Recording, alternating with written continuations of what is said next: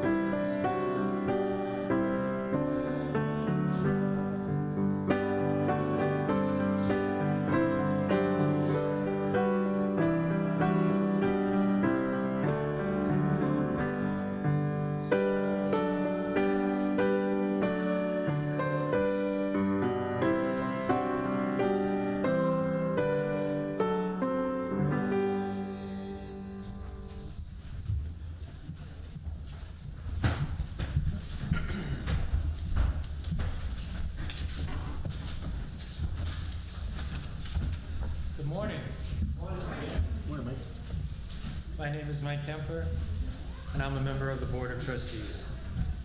Welcome to the Unitarian Universalist Congregation of the Hudson Valley. Whether you have been with this congregation for a decade or more, or this is your first time visiting us, we welcome you. Whatever the faiths and traditions of your past, we welcome you. Whatever your theological stance, we welcome you. Whoever you are and whomever you love, we welcome you. Whatever your heritage, we welcome you. We respectfully acknowledge the territory on which our church building sits as the ancestral homelands of the Munsee, Lenape, and Wappinger people. For our announcements today, we have no announcements. Huzzah! Didn't get it, so. Unless anybody has something. Okay, it's going to be very quick. For the most up-to-date information on these topics and others, please refer to our weekly e-newsletter and check our website frequently. And please join us for conversation after the service. If you are present in the sanctuary, please join us for coffee and conversation in the fellowship hall. If you're watching the live stream, the link for our Zoom coffee hour can be found in the Saturday reminder in your email. If you're just recently joining us and would like to receive our weekly e-news, please email us at uucroton@gmail.com with your name, and we will make sure you're added to our e-news list. Also, please remember to silence your cell phones at this time. Once again, we welcome you to the Unitarian Universalist Congregation of the Hudson Valley.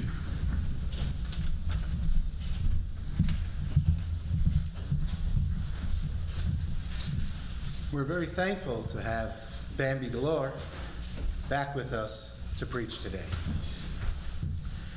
Bambi, who's a recent graduate from Lancaster Theological Seminary, is passionately navigating their path towards ordination while building meaningful relationships within Unitarian Universalism and other faith communities. Currently based in New York City with their partner, child, and beloved pets, Bambi's days are filled with preaching, reading, and fiber arts. Beyond their spiritual pursuits, they serve as a dedicated sexual health educator, focusing on reducing stigma within marginalized communities and our healthcare systems. With a commitment to inclusivity and advocacy, Bambi embodies a multifaceted journey of faith, love, and community. Bambi.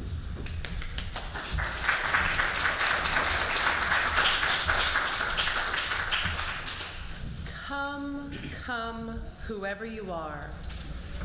Do you hear that voice calling you, calling us?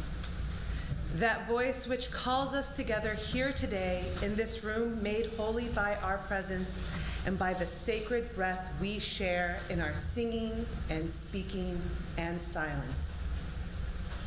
That voice which calls us to remember that we are not alone and that we are inextricably linked to all other life, woven into a vast tapestry of existence of which we are a powerful, integral, and holy part. And just as we have been called together here today, we act as the voice, the hearts, and the hands of another call. The call to travel with the wanderers, sing and dance with the worshipers, proclaim the memory of those who have taken their leave, wrap the despairing and the broken in the arms of love and community, and hold the hands of all of us who have broken our vows and call us back again and again to the covenant and work of justice, humility, and steadfast faithfulness. For this, we are here together today. So, my friends, come yet again. Come, let us worship together. I would now love to invite all the children here to come and ring the bell.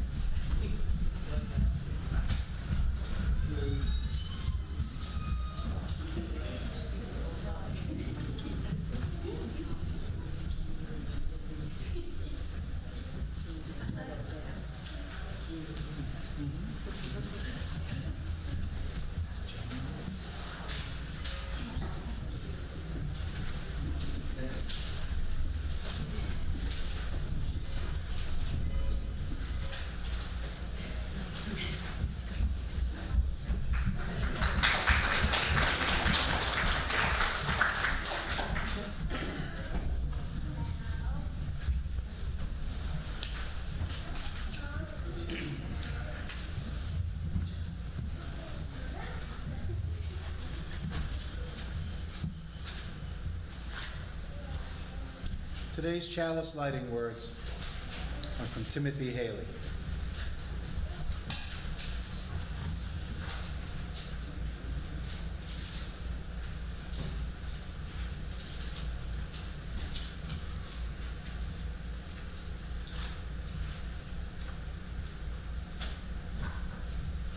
Amid all the noise in our lives, we take this moment to sit in silence,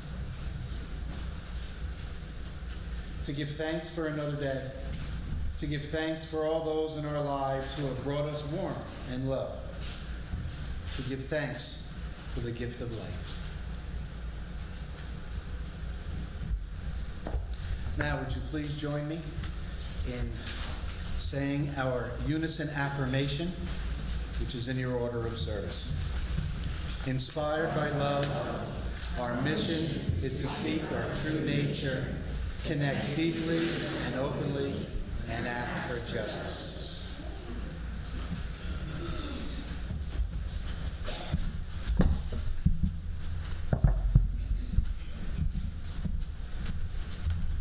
You may wonder why I'm grabbing a tissue before the Time for All Ages book. This book is one that I have read for many years to my child. I'm a crier. That's just part of my nature. I apologize in advance for that. And he's finally reached that age where he's not wanting to sit for these kinds of books anymore, so emotions, because I love this book and I am so happy to share it with everyone here. So our lovely younger folk can stay where they are because we're all going to enjoy Families, Families, Families by Suzanne Lang and illustrations by Max Lang.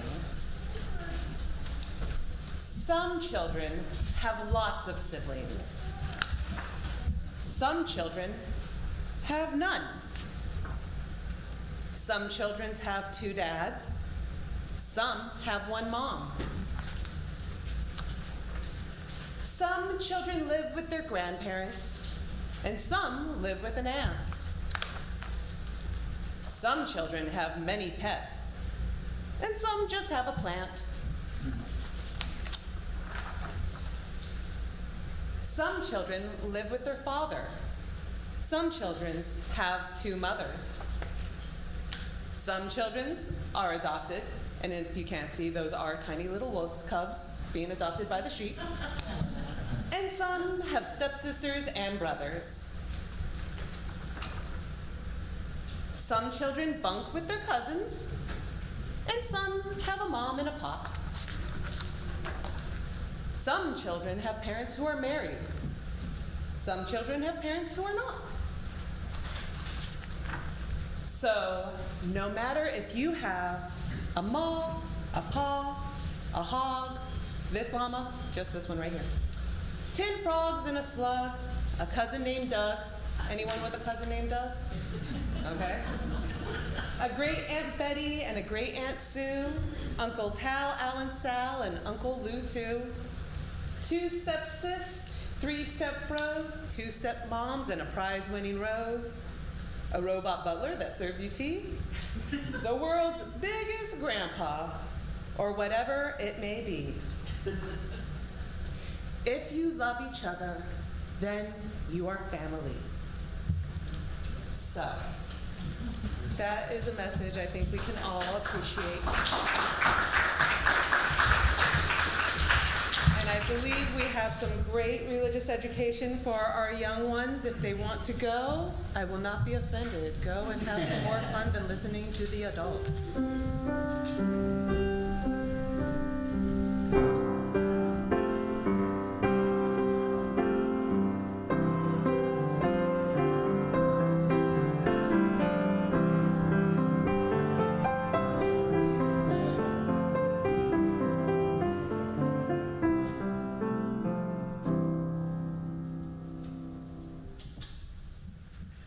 Come together in community to share with one another, to support one another, and to celebrate with one another.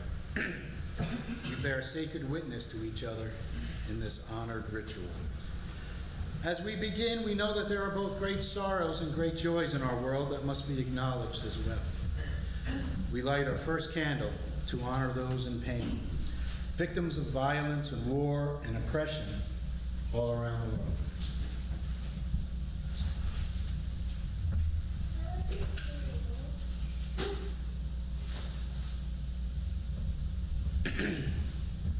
We light a second candle because we understand that amidst all of that pain, there is also celebration and joy in our world. We honor that joy and sorrow are woven together.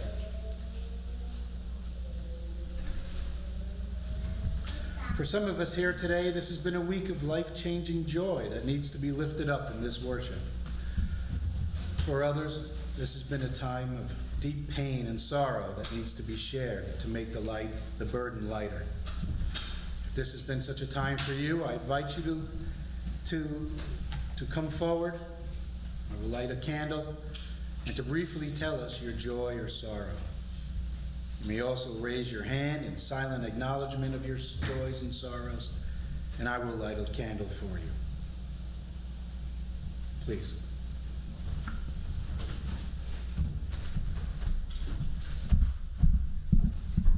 Hello. Before I go babysit your kids, I just wanted to thank everyone who came to the show. this past weekend, Les Mis, it meant a lot that so many people were there. It was a very special role for me, and the love that this community has shown me and support for my passion is really valuable. Thank you.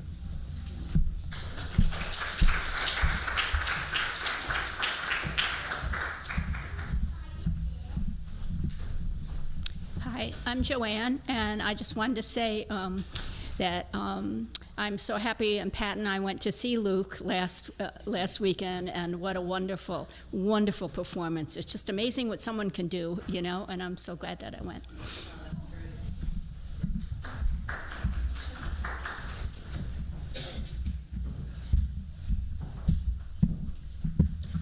Hi, everybody. My name is Sharon.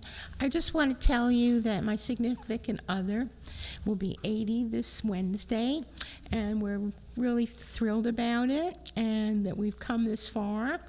And he's also having an art show, an opening of an art show in the Ridgefield, Connecticut Library on Saturday. It will also be a little birthday party.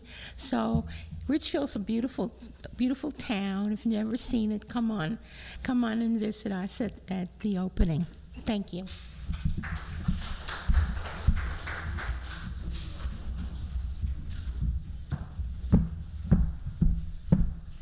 So I'm Maddie, and I was really moved by that story, and I just want to share the joy that I am.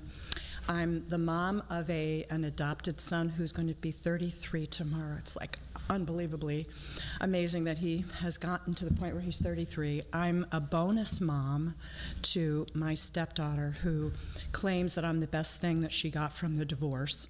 And I am a bonus Grandma Maddie to her daughter, my Ava. And Ames and I share his stepson in London who has 2 kids, and we are Grammy and Grandpa Duck to those kids. So I just feel like our whole life has been blended, and I love that story. We're going to give that to everybody.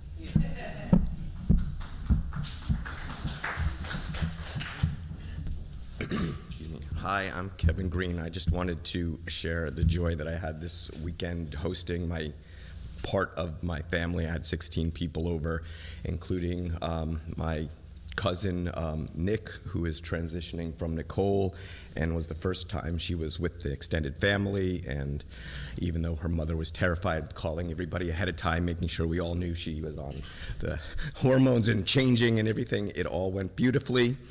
I was very happy in that we usually do say what we're thankful for at the table on Thanksgiving, but this time I kind of expanded it a little bit and asked people to talk about family members or relatives, just stories that they remember, people, whether they were with us or not. And that actually ended up being an amazing experience. It was really one of the first times, maybe the kids were old enough, we all talked, the whole table spoke together instead of breaking off into little groups. And we heard from my cousin's husband, who was born in Spain under the Franco rule, about his family and how they all were really fought on the side of Franco, except one relative of his who was, the rebel, or so to speak, and he remembers her, and it was just a really wonderful experience, all in all. And just to follow that up, the next day we had spoken about possibly getting together again, and it ended up not working out the way we thought, but after cycling through a lot of emotions of being upset, angry, sad that they didn't include me in certain plans, we decided to go over there in the 2-hour window that they gave us, and it was probably the best conversation that my cousins and I had had. We had 2-hour, nonstop, uninterrupted conversation since before we all started having children, because we would always be interrupted, and it was just a beautiful experience. So I wanted to share that.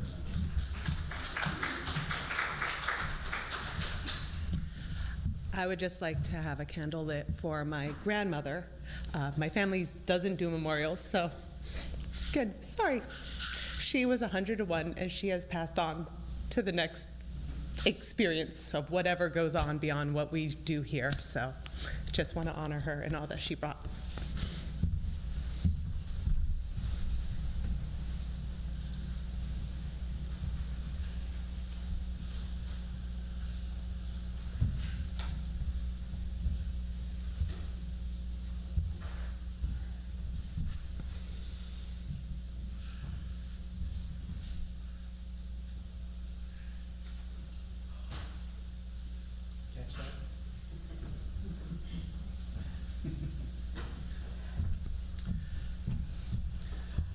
I lit one final candle for all those joys and sorrows that remain unexpressed, and for those outside our walls who are searching for a place to bring the wholeness of their lives and be received with love.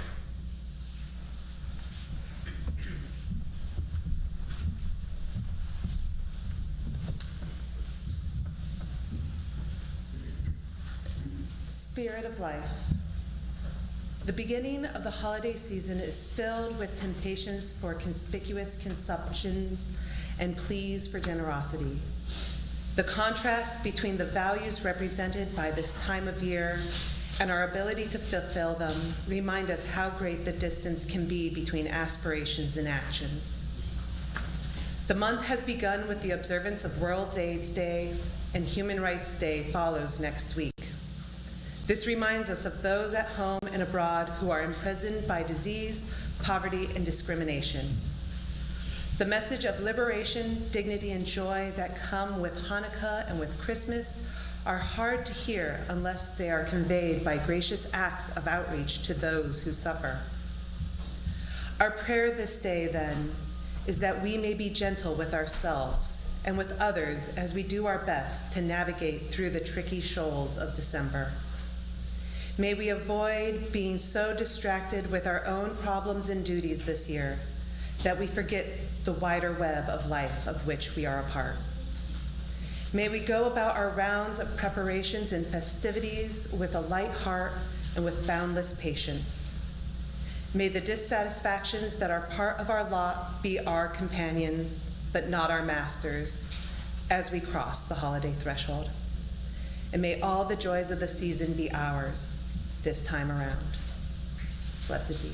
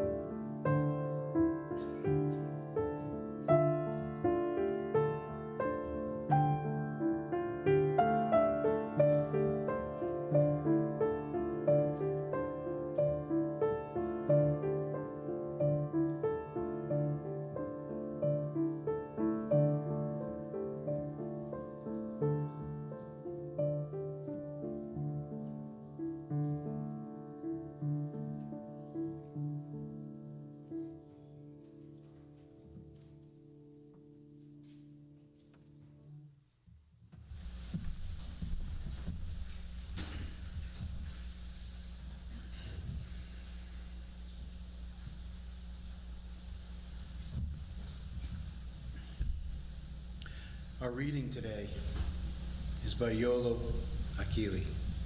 Our children didn't get their wounds alone.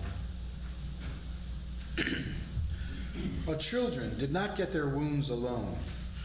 They were created by the actions of our family, our communities, and our world. They were created by the things we choose to believe in, the causes we chose to champion, and the despair we chose to neglect. We didn't get them from individuals, and we cannot heal them operating as individuals. This healing work is communal. It needs to be present along with the ongoing work that the village must do to heal itself. Healing our children means we need to put love in every possible place we can think of.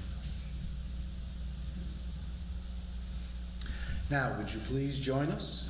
Body or spirit, rise or not, to sing hymn number 317 in the gray hymnal, We Are Not Our Own. 317. I'm going to play this all the way through. It's got some interesting phrasing.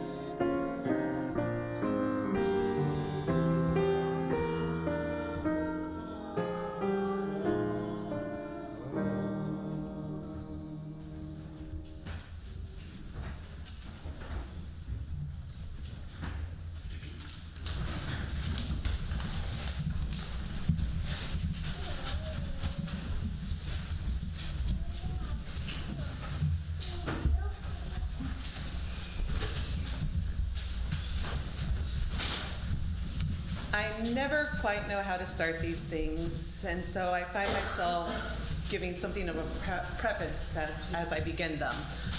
Today I was thinking of like, wow, you guys keep inviting me back even though I'm a giant crybaby. For no reason at all. You must really like that. Awesome.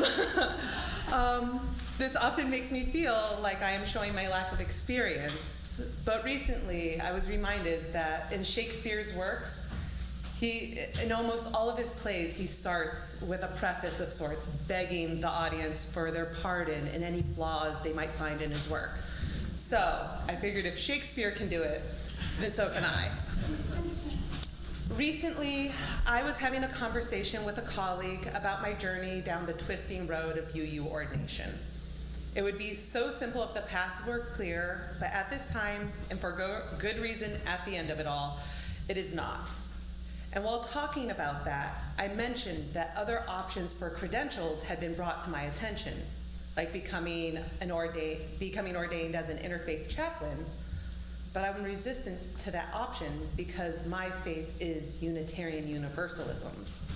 The values and principles that we hold in faith as Unitarian Universalists impact every aspect of my life, whether I like it or not. When I chose the theme for the service today, I will be completely honest and say I did not think that long about it. My brain went into word association mode, and with Thanksgiving having been just 3 days ago, the jump from Thanksgiving to family was really more of a hop. That holiday is synonymous with coming together and being with family. And what a simple and easy theme, family. We all have one, right? Except no, Bambi, not everyone feels like they do. And those that do may not have nice ones that they want to necessarily think kindly about. And did I mention that I chose this theme before the election happened? And we all know how that's been playing out for people's families, either our own or others we know. Being with family has become more difficult for many for a plethora of reasons, as has identifying what is family. How is it that a concept that on the surface seems like it should be so simple, yet the more you think about it, it just becomes more complex? Well, I guess for me it starts with, how do we choose to define family?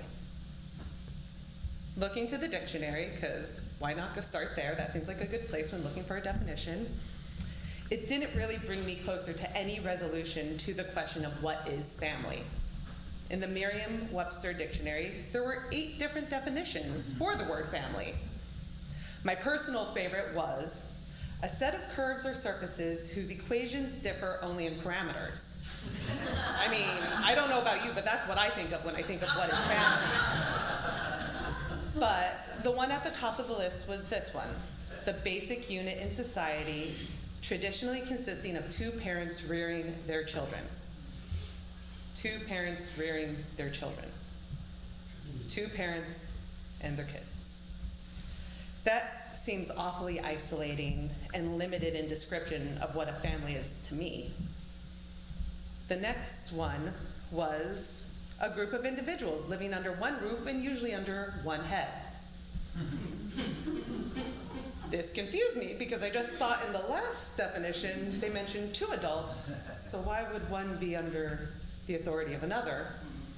You don't need to answer that. I have a good reason why it's that way, and for that reason I'm personally not a fan of that definition either. Most of the other definitions had to deal with ancestry, which I could argue if you were removed from your genetic lineage, ancestry may or may not feel like family to you. Or it had to do with scientific placement amongst genus and order. There was one that mentioned the mafia, which, you know what? I'm willing to agree with that one because I know better than to go against the mafia. In our book, From the Time for All Ages, there were families with 1 parent or no parents but other caregivers. In many ways, Suzanne Lang gave a clearer definition of what family is to me than the dictionary did.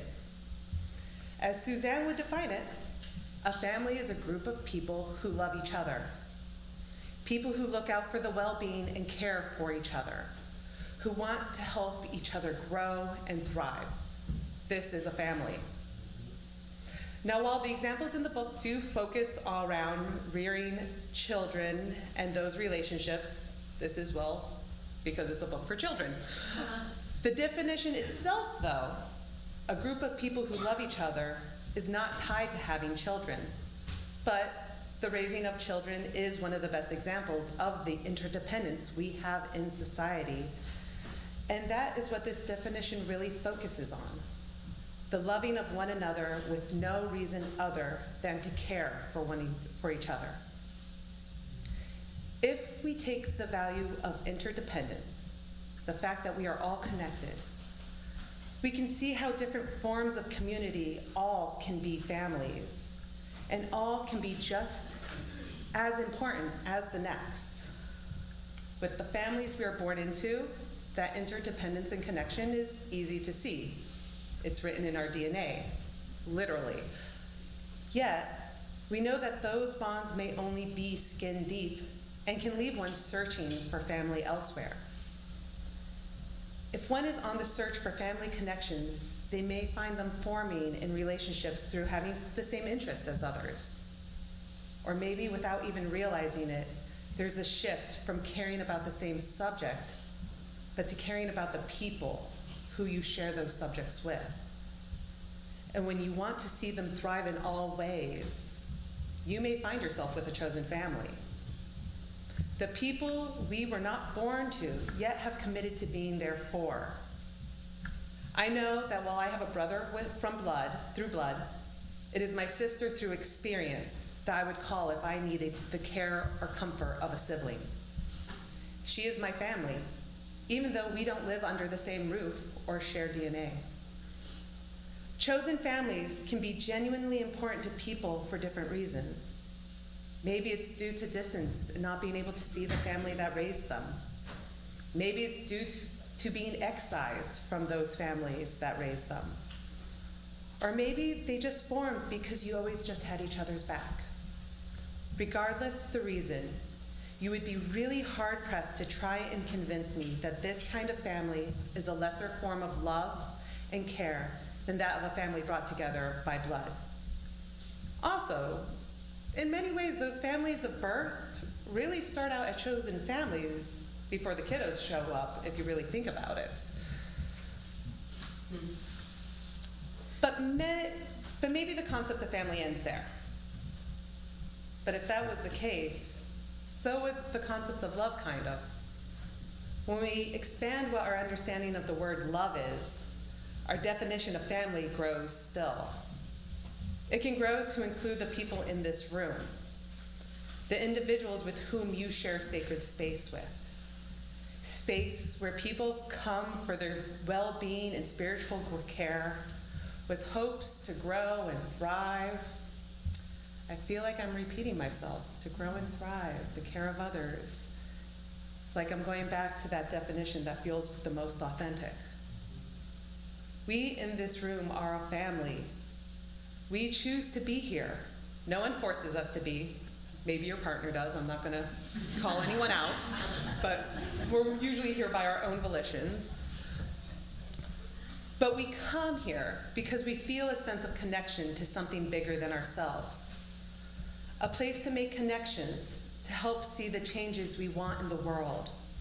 A place where we can be vulnerable and hold space for others. I don't need to know you to know that if you are here, I am happy to see you here. That is how it should be when you're with family, after all, right? And then, if we want to take another step back and look at an even bigger picture, I'm going to make the argument that to be a human on this planet is to be part of a family. We're going to go a little big scope here. We're going to go a little bit woo, so if it's too much, I apologize. Just hang on with me. As I go through life, I can't help but think about how we as a human race are so interconnected. How it serves not just me to take care of my neighborhood, but how those actions can have a ripple effect that I will never see. How the items we purchase and eat come from countries and places we will never visit, but those items connect us to other humans and their lives. If we look at our principles or to Article 2, if these are texts and beliefs you hold, then how can we not see all humans as our family members? In some ways, I think things would be easier if more people did. I know, very earth-shattering thought there. If we could remember, though, that we don't always agree or get along with our family members, but we can still love and want for them to thrive. Sadly, we don't see that in this world, though. People turn in and isolate, people hoard, people hate, and all of these things come from fear. Fear is a powerful tool that can make people work against their best interests. That's why we need love. The love to show up, to care, to want to see others thrive, to be an active member in the human family. I honestly spend too much time thinking about what it would be like if we all treated each other like family. Even before choosing this theme, my brain likes to go on these tangents. Like I said, I think about this stuff all the time. The what ifs of if we actually made sure everyone had enough to eat, or had shelter over their heads, or were able to reach their full potential, what that world would look like. And yeah, we might still fight and maybe not talk to each other from time to time, but I just believe that the world as a whole would be a much kinder place. And maybe it is a bit Pollyanna of me to hope for a world where it is like that, but all I know is I can control how I move through this world. And for me, I want to move through it with love. I want to see my fellow humans as family and care for them as I hoped they would care for me. In this way, I find that I am constantly living in my faith as a Unitarian Universalist. It only makes sense to me if I believe in what we claim to hold us together in this family of faith. Funny enough, looking at the world as a whole, as my family, has actually made me a kinder family member to those who do call me family. It allows me to be open to having a family larger than I could ever expect. There's a young man who I met on a trip who lives in Ghana who calls me his mom. And I call him my son, and we talk constantly, and I can show you some of his work because he made my bag. I have it later. But this is someone that we have a connection. And how should I know someone in Ghana? How should I have someone in Ghana? Now join in body or spirit, however you are comfortable, for hymn 324 in the gray hymnals, where my free spirit onward leads.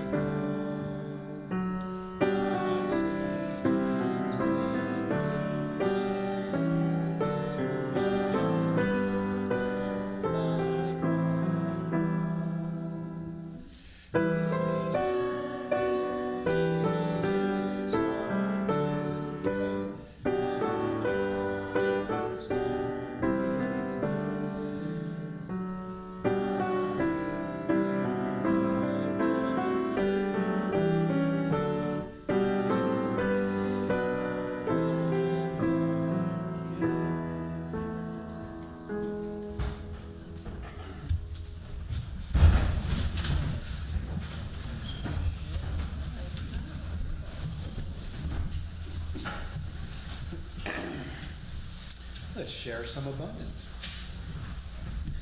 Each week we make an offering from the bounty we are blessed to enjoy.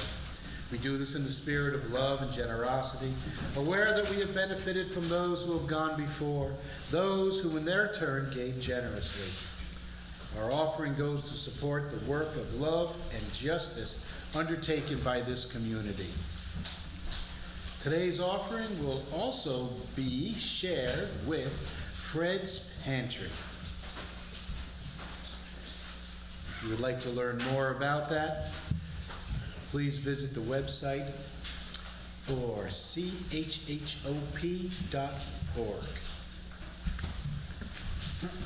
Or you can refer to the newsletter for more information. You can make your donation in several ways, as you know. If here in the sanctuary, you may give cash or a check in the offering plate. From your homes, you can make your donation via credit card or PayPal using the links provided in the e-newsletter, or by visiting our website, UUCHudsonValley.org. Or you can always mail us a check. The offering will now be given and gratefully received.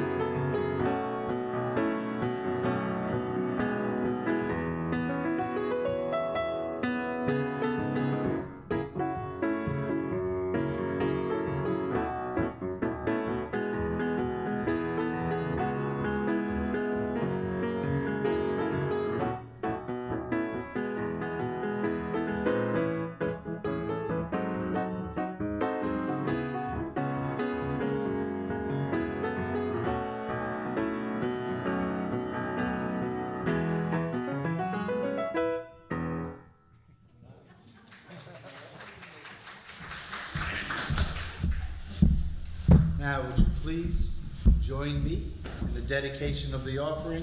The words again are in your order of service. May these gifts and the works of our hands and hearts give power to all we stand for as a community of faith.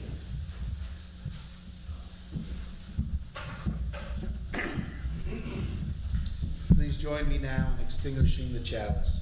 Again, the words are in your order of service. The warmth of community, the fire of commitment.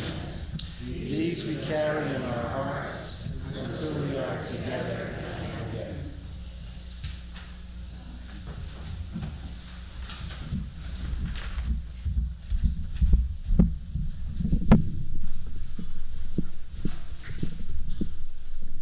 The world aches for us to join together and bring about healing, toil for justice, and produce ever-increasing love. This is our calling.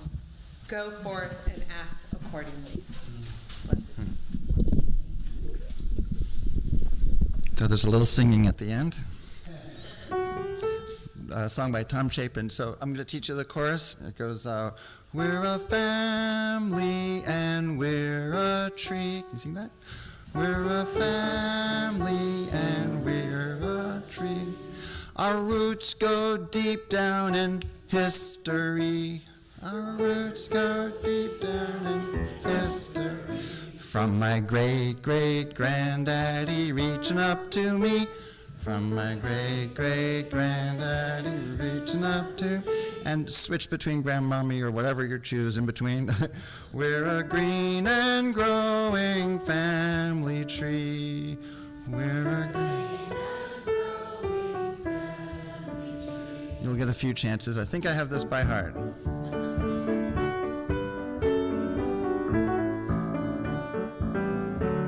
Before the days of Jell-O lived a prehistoric fellow who loved a maid and courted her beneath the banyan tree. and they had lots of children, and their children all had children, and they kept on having children until one of them had me.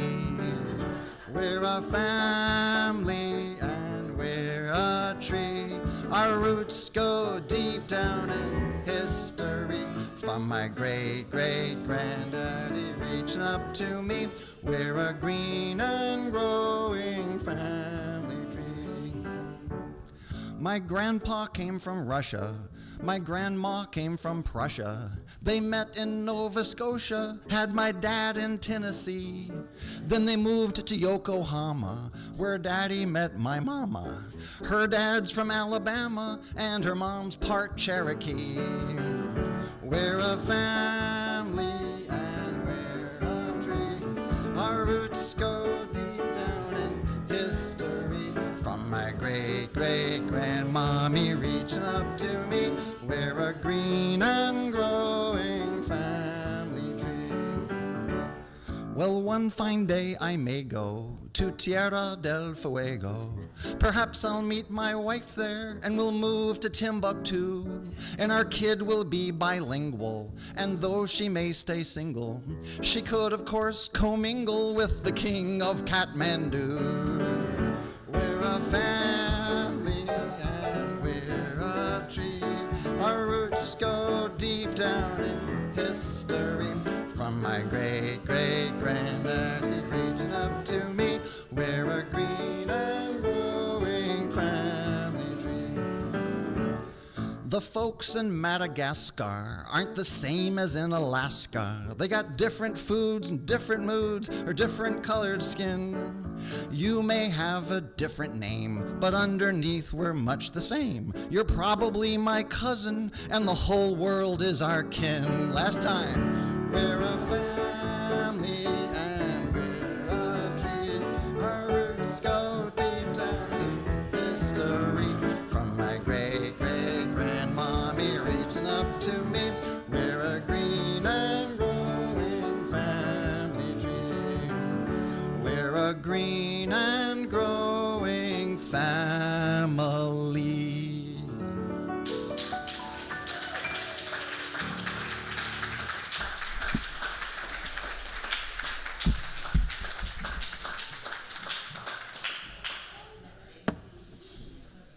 Thank you all.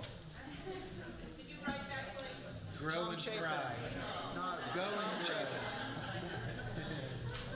You win. Right.